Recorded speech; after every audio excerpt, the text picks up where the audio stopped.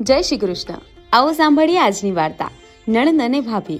એક બ્રાહ્મણ હતો અને એક બ્રાહ્મણી હતી। બંને જે મળે તેથી સંતોષ માની સુખપૂર્વક રહેતા હતા। પેટે વસ્તાર મોટો હતો। નવ છોકરાનું પરાણે પૂરું કરતા। ઘણી વાર તો રાંધેલું ધાન ભાગમાં પણ ન આવે। આમ છતાં બ્રાહ્મણી સંતોષ માની ઘર નિભાવે। તેનું પિયર ગામમાં હતું। ભાઈઓ શ્રીમંત હતા છતાં તેણે દુઃખમાં કોઈ વેળા ભાઈઓના ઘરે મીટ માંડી નહીં। ભાઈને ઘરે આજે પુરુષોત્તમ માસનું ઉજવણું હતું એટલે ભાભી લોકલાજે નોતરું દેવા આવી। પોતે શ્રીમંત હોવાથી ઉજવણામાં આખા ગામના બ્રાહ્મણોને જમાડવાના છે એવા અભિમાનથી તે ફૂલી સમાતી ન હતી। તે બોલી, 9 નોળિયા 10મો દેવ અને 11માં બાઈ તમે। જ્યારે હું બોલાવું ત્યારે મારા ઘરે જમવા આવજો। આજે પુરુષોત્તમ માસનું ઉજવણું છે। ભલે ભાભી, જરૂર આવીશું। નણંદે પોતાની ભાભીનું નોતરું ભાવપૂર્વક સ્વીકાર્યું। નોતરું દઈ ભાભી હાથણીની ચાલે ધીમા ડગલા ભરતી ચાલતી થઈ। ભાભીના ગયા પછી નણંદને મહાદુઃખ થયું। પોતાના વહાલા બાળકોને નોળિયા કયા? ભગવાને મને 9 બાળકો આપ્યા તે ઓછા કોઈને ઘરે ખાય છે? હશે, મોટા ભાભી છે કહી નણંદે મન વાળ્યું। સાંજ પડવા આવી છતાં જમવા કોઈ બોલાવા આવ્યું નહીં। નણંદે વિચાર કર્યો, પોતાના ભાઈનું ઘર છે, ક્યાં પારકું છે કે બોલાવાની વાટ જોવી।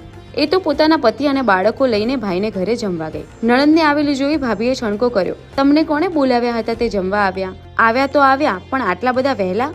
જમવાનો આટલો હડકવાશો? દેખાતા નથી? હજી તો બ્રાહ્મણો જમે છે।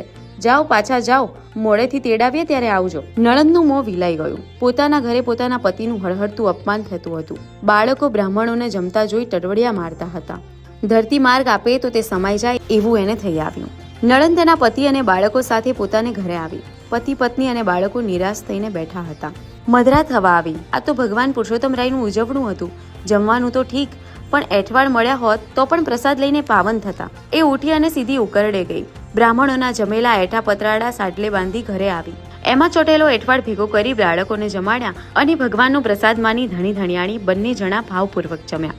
મોડું થઈ ગયું હતું એટલે પતરાડા એમને એમ ઘરમાં પડી રહેવા દીધા અને નણંદ ભગવાનનું રટણ કરતી સૂઈ ગઈ। નણંદ વહેલી સવારે ગુપચુપ ઉઠી અને પતરાડા ઉપાડવા ગઈ ત્યાં તો આ શું?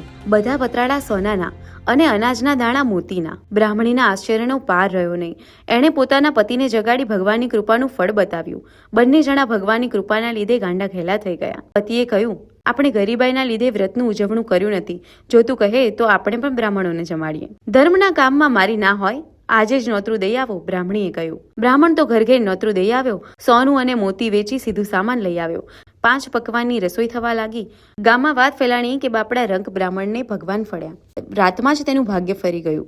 એઠા પતરાડા સોનાના થઈ ગયા, એઠવાડના દાણા મોતીના થઈ ગયા।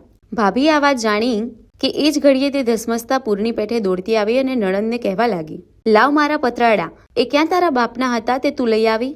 નણંદે નમ્રતાથી કહ્યું, ભાભી ધીરા પડો, આ પડ્યા વધેલા પતરાડા, તમે સુખેથી લઈ જાઓ। ભાભી તો સોનાના પતરાડા અને મોતીના દાણા જોઈને રાજી થઈ ગઈ અને પતરાડા માથે ઉપાડી ઘરે લઈ ગઈ। ઘરમાં જઈ ઉતાર્યા તો વાસી એઠવાડના પતરાડા ગંધાવા લાગ્યા। તે ક્રોધથી રાતી પીડી થઈ ગઈ અને બધા પતરાડા નણંદના વાડામાં ફેંક્યા। તે જુએ છે તો નણંદને ઘરે બ્રાહ્મણો આનંદપૂર્વક જમે છે ને આશીર્વાદ આપે છે। આવી રસોઈ તો ઘણા દાડે જન્મ્યા। ભગવાન પુરુષોત્તમ રાય તમારું કલ્યાણ કરે। જેવા પુરુષોત્તમ રાય નણંદને ફળ્યા તેવા સૌને ફળજો। બોલો પુરુષોત્તમ ભગવાનની જય। પુરુષોત્તમ માસની રોજની કથા અને અધ્યાય સાંભળવા માટે અમારી ચેનલને સબસ્ક્રાઇબ કરો। જય શ્રી કૃષ્ણ।